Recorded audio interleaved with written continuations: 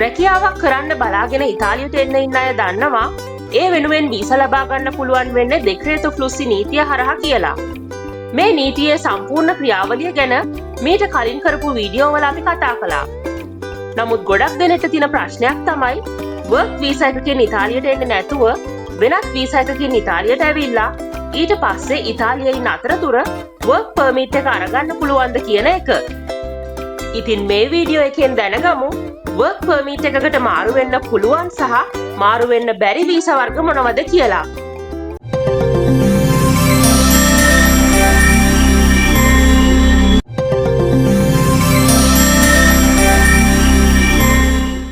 Work permit එකට මාරු කරන්න පුළුවන් පළවෙනි වීසා එක තමයි ස්ටුඩන්ට් වීසා එක.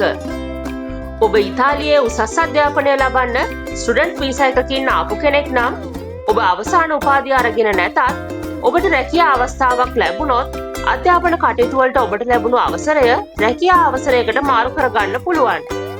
වර්ක් පර්මිට් එක ලබා ගන්න පුළුවන් තවත් වීසා එකක් තමයි තම පවුලේ කෙනෙක් මාර්ගයෙන් ඉතාලියට එන විට ලබා ගන්න ෆැමිලි වීසා එක.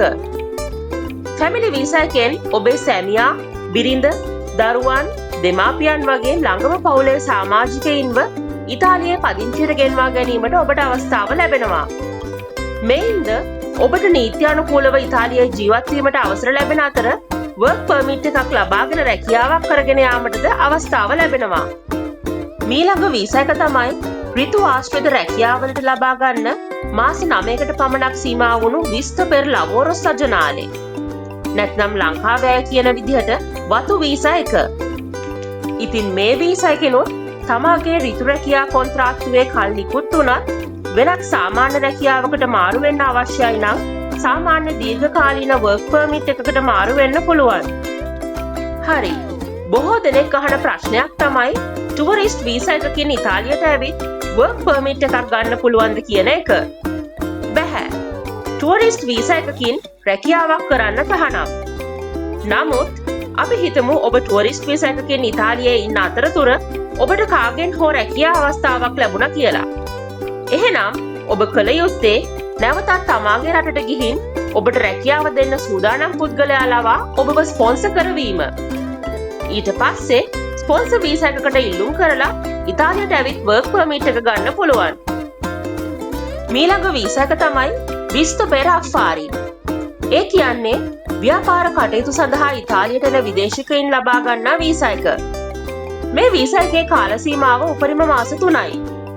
මේ මාර්ගයෙන් ඉතාලියට පැමිණෙන්නේ ව්‍යාපාර සම්බන්ධයෙන් කරන සමුළුවලට සහභාගී වීමට, ඒ සම්බන්ධව ඇති ප්‍රදර්ශන නැරඹීමට සහ වෙනත් ව්‍යාපාරිකයින් සමග සාකච්ඡාවලට සහභාගී වීමට වැනි දේවලට. ඉතින් මේ දේවල් වලට අමතරව රැකියාවක් කිරීම මේ වීසා එකෙන් කරන්න බෑ. අවසාන වශයෙන් පැහැදිලි කරන්න හිතුවේ ඉලෙක්ටිව් රෙසිඩන්ස් වීසා එක ගැන. මේ වීසා එකනොත් සමහරුන් හිතනවා ඉතාලියේ දීර්ඝකාලීන පදිංචියට අවසර ලැබෙන නිසා පසුව කාලයක් සමග රැකියාවක් කරන්න පුළුවන් කියලා. නමුත් එහෙම කරන්න බෑ.